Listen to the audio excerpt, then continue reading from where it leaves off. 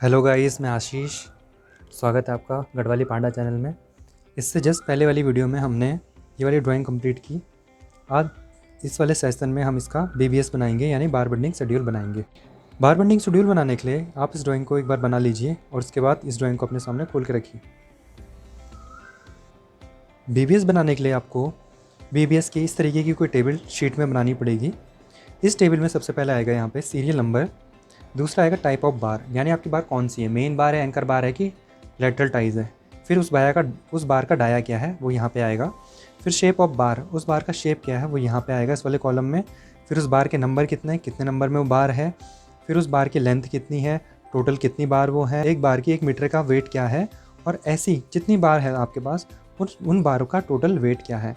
Generally ये BBS हम इसलिए बनाते हैं ताकि इन केस जब हम साइट पे रहते हैं और हमें कंक्रीटिंग का काम करना होता है अगले दिन, तो हमें पता होना चाहिए कि साइट पे हमारे पास कितनी स्टील अवेलेबल हो, ताकि हमें बीबीएस करते हुए, यानी कि जब हम छत स्लैब वगैरह में बार बांधे तो हमारे पास बार की कमी ना हो, इसलिए बीबीएस बनाया जाता है।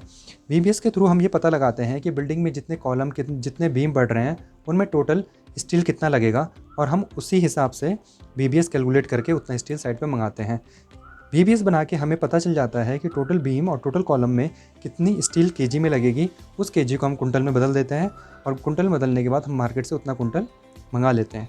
तो कुंटल पता होने के लिए हमें केजी पता होना चाहिए, केजी पता होने के लिए हमें बीबीएस बनाना पड़ता है। इसलिए बीबीएस ज़रूरी है और इसे हमें सीखना ही सीखना है। तो सबसे पहले हमने पढ़ा टाइप ऑफ बार। सबसे पहले हमारे पास मेन बार में हमारे पास स्ट्रेट बार है। सबसे पहले जिस बार को हमने बेंट अप नहीं किया है, स्ट्रेट बार हमें यहाँ पे दिख रही है, सीधी बार। एक तो स्ट्रेट बार ऊपर है और एक स्ट्रेट बार नीचे है। और सबसे पहले हम जो बात कर रहे हैं, हम बात कर रहे हैं मेन बार की। तो मेन बार हमारी कहाँ होती है? नीचे है मेन बार हमारी कहाँ है? नीचे। तो इसका बीबीएस हम कैसे निकालेंगे? मेन बार हमारे पास कितने डाया की? 20 डाया की है।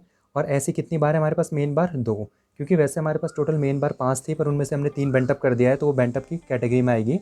2 बार जो बेंटअप नहीं हुई है, जो कि हमें यहाँ पे दिख रही है, 2 बारें किनारे की जो बेंटअप नहीं होंगी, जैसे 2 बार हैं जो बेंटअप नहीं होंगी, तो 2 बारों में हर बार का डाया कितना? 20। और बार दिखने में कैसी? ऐसी। अब हमें सबसे पहले निकालनी है इसकी लेंथ की, इस बार की लेंथ कितनी। डायग्राम पे देखने पे हमें पता चलता है कि जो हमने अभी तक बीम ड्रॉ करी है उसका रफ स्केच ये है। तो जो हमारे पास क्लियर स्पान था वो हमारे पास था 3500। उसमें 200 बियरिंग यहाँ थी, 200 बियरिंग यहाँ थी, किसकी? स्लैब की। तो हमें निकालना क्या है? हमें निकालना है ये जो रेड कलर में मैंने शो कर रखी है मेन बार, इसके टोटल लेंथ कितनी है। तो हम देखेंगे कि 3500 तो यहाँ तक है, 200 हमारे पास बियरिंग इधर से, 200 बियरिंग हमारे पास इधर से। तो टोटल लेंथ ऑफ बार क्या होगी? यहाँ से यहाँ तक। बट इसमें क्या होगा? इंड कवर इधर से और इंड कवर इधर से क्या होगा? माइनस होगा। तो हम यहाँ पे देखते हैं कि टोटल हमारे पास कितनी बार है। टोटल हमारे पास क्लियर स्पान कितना है? 3500 प्लस एक बियरिंग इधर से, एक बियरिंग इधर से, 2 × 200। तो टोटल यहाँ से हमारे पास यहाँ तक की नाप आ गई। अब इसमें हम इंड कवर माइनस करेंगे, क्योंकि बार कभी भी हमारी कहाँ तक नहीं होती? किनारे तक नहीं होती है। बार हमारी कहाँ तक होती है? बार हमारी फेस से पहले ही क्या हो जाती है? रुक जाती है। तो अगर जब हम लेंथ ऑफ बार निकालते हैं तो हम क्लियर स्पान 3500 प्लस 200 करेंगे। 3500 प्लस 200 2 बार है, -2 × इंड कवर। इंड कवर एक इधर से और इधर से। मैंने बताया था कॉलम में इंड कवर कितने का होता है? 20 mm का होता है। इसीलिए 2 तरफ का इंड कवर है, तो दोनों तरफ का इंड कवर मैंने 2 × इंड कवर माइनस करा दिया। तो इस तरीके से 3500 - 2 × 200 -2 × 20, इस तरीके से मेरे पास जो लेंथ आई वो आई 3860 mm, यानी 3.86 मीटर। तो इस तरीके से जो बीबीएस में मैं लेंथ लिखूंगा वो कितनी आई मेरी? 3.860 हमारे पास आ गई। ये तो हमारे पास एक बार की लेंथ है। टोटल हमारे पास ऐसी कितनी बार है? 2 बार है। तो 2 बार की टोटल लेंथ होगी 2 × 3.860। तो 2 बार की हमारी लेंथ होगी 2 × 3.860 इक्वस टू 7.72 मीटर। ये टोटल लेंथ है इन 2 बार्स की।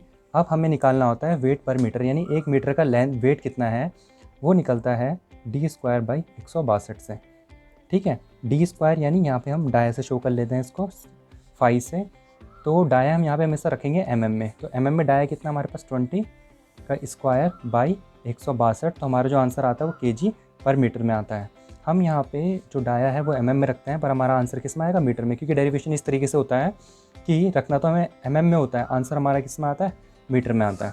तो हम यहाँ पे देखेंगे 20 स्क्वायर डिवाइड बाई 162, तो 1 मीटर का वेट आया हमारा 2.46 kg। ये 1 मीटर का वेट है। टोटल हमारे पास कितना मीटर है 7.72, तो 7.72 मल्टीप्लाई बाई 2.46, तो इस तरीके से हमारे पास टोटल कितना kg है 19.06 kg, यानी इन 2 बार का वेट कितना है 19.06 kg। अब हम बेंट अप बार का निकालेंगे। बेंट अप बार को हमें ढंग से समझना होगा कि बेंट अप बार की लेंथ कैसे निकलती है। हम यहाँ पे बेंट अप निकालना सीखते हैं कि बेंट अप की हम टोटल लेंथ कैसे निकालते हैं।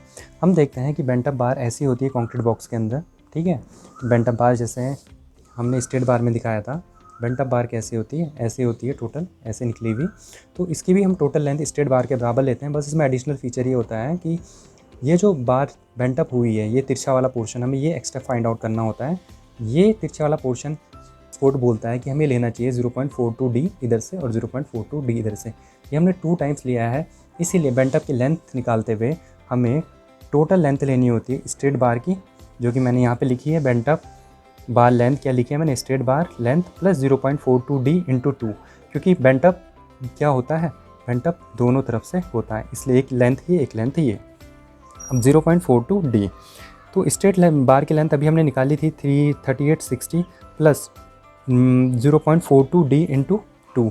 अब यहाँ पे जो D है ये होता क्या है, D क्या होता है, D होता है बेंट अप बार का कुछ ना कुछ दाया होगा, क्योंकि ये मेन बार होती है जो कि 20 mm है, 20 का आधा 10, तो बार के सेंटर पे हम यहाँ पहुँचेंगे। ऐसी बेंट अप होने से पहले जब ये नीचे थी तो नीचे भी इसका सेंटर कहाँ था, 10 पे था।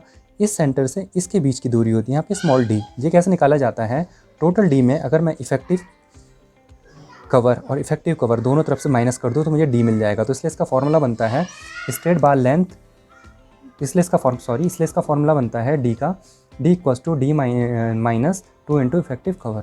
तो D होगा हमारे पास 500, इफेक्टिव कवर कितना है 25, मैंने यहाँ पे लिखा है इफेक्टिव कवर कितना है 25, तो 500 माइनस 50, तो ये आ जाएगा हमारा D इक्वल्स टू 450।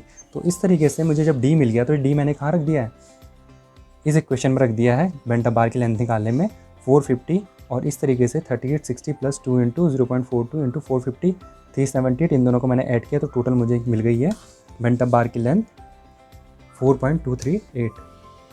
अब बेंट अप बार की लेंथ को 4.238 को मैं यहाँ पे रखूँगा।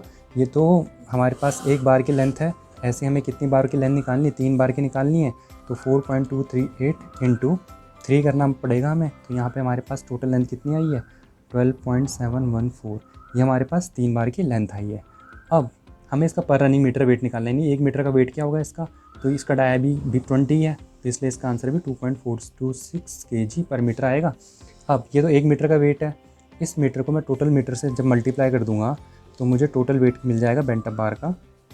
तो साइड में मुझे बेंट अप बार कितनी मंगानी पड़ेगी 13.27 kg मंगानी पड़ेगी। रिमार्क में हम ये लिख सकते हैं कि मैंने इसमें इफेक्टिव कवर जो लिया है वो मैंने इसमें लिया है 25 mm, और जो मैंने एंड कवर यहाँ ऊपर लिया है वो मैंने लिया है 20 mm, ये हम लिख देंगे, ठीक है। फिर हमें जैसे एंकर बार निकालने हैं। अब जैसे हमें एंकर बार निकालना है, एंकर बार भी हमें पता है कि मेन बार की तरह एंकर बार भी ऊपर होती है पूरी, तो एंकर बार के लिए भी क्या होगा, यहाँ से लेकर यहाँ तक टोटल लेंथ होगी, उसमें हमें एंड कवर माइनस करना होगा। तो यहाँ से यहाँ तक टोटल लेंथ क्या होगी, क्लियर स्पान प्लस 200 प्लस 200, तो clear span plus 2 into bearing यानी 200 प्लस 200 माइनस एंड कवर कितना 2 इंटू 20, यानी स्ट्रेट बार की जितनी लेंथ होती है उतनी हमारी एंकर बार की लेंथ होती है। तो उसको कैलकुलेट करने की जरूरत नहीं है, हम 3.86 को ही वहाँ लिख देंगे। इस तरीके से एंकर बार की लेंथ हमने वही लिख दी 3.860 मल्टीप्लाई टू, आंसर इतना ही आएगा जितना ये है, पर इसका पर रनिंग मीटर वेट चेंज हो जाएगा क्योंकि इसका डाया कितना है हमारे पास 12 स्क्वायर बाई 162। तो हम इसको निकालेंगे 12 स्क्वायर डिवाइड बाई 162, ये आएगा 0.88 kg पर मीटर। ये तो 1 मीटर का वेट है, तो टोटल कितना होगा गुणा 7.72, ये आ जाएगा 6.86 kg टोटल वेट आ गया इसका। अब हमें यहाँ पे क्या निकालना है, स्टीरअप निकालना है। अब स्टीरअप की समय समझने वाली बात होती है। सबसे पहले स्टीरअप के नंबर और लेंथ ये दोनों निकालने पड़ेंगे हमें। तो हम निकालेंगे लेंथ ऑफ स्टीरअप। लेंथ ऑफ स्टीरअप निकालने के लिए हमें स्टीरअप को समझना पड़ेगा। स्टीरअप हमारे पास इस तरीके से रेक्टेंगुलर होता है और इसमें यहाँ पे होता है हुक बना हुआ। एक हुक की लेंथ होती है 12.5 और दूसरे हुक की लेंथ भी होती है 12.5, इसलिए 12.5 में ऐड होगा और साथ ही साथ इसकी ये जो लेंथ होती है रेक्टेंगुलर होती है, इसको अगर हम ए मान ले तो इसके सामने वाला भी ए होगा, तो ये हो जाएगा 2a। तो हमने यहाँ पे लिखा है स्टिरअप लेंथ क्या है 2a, और साथ ही ये हम b मान ले तो ऐसे दो हैं इसमें, तो 2b प्लस 12 यानी हुक हमारे कितने 2 तो इसलिए दोनों हुक जुड़ जाएंगे, तो टोटल लेंथ आएगी 2a प्लस 2b प्लस 24 अब ये a निकलता कैसे है, हम देखेंगे कि कंक्रीट का क्रॉस सेक्शन ऐसा होता है, जैसे हमारे पास बीम था 300 बाई 500, तो इसमें 300 ये था और 500 इसकी हाइट थी। 300 में हम यहाँ पे क्लियर कवर और क्लियर कवर को माइनस करेंगे। 300 में क्लियर कवर 20 मैंने लिया, 20 इधर से माइनस हुआ, और ये जो ए होती है जो मैंने यहाँ पे बताई, ये डाया के अंदर से होती है। तो इस स्टीरअप की कुछ ना कुछ मोटाई है जो है 8 mm। 8 mm हमें अंदर और जाना पड़ेगा, 8 mm अंदर और जाना पड़ेगा, तो -8 mm करके हमारे पास ए आ गया। इसी तरीके से हम बी निकालेंगे। टोटल हमारे पास 500 है, 500 में हमें ये क्लियर कवर माइनस करना पड़ेगा, तो 20। अब ये जो स्टीरअप है हमें 8 mm अंदर आना है, 8 mm अंदर आना है, तब हम अंदर के फेस पे पहुँचेंगे, क्योंकि ये जो नाप है ए और बी ये अंदर से अंदर के फेस की है, इसलिए अंदर से अंदर का फेस क्या होगा हमारा -8 करना पड़ेगा। तो इस तरीके से हमारे पास 444 mm आ गया।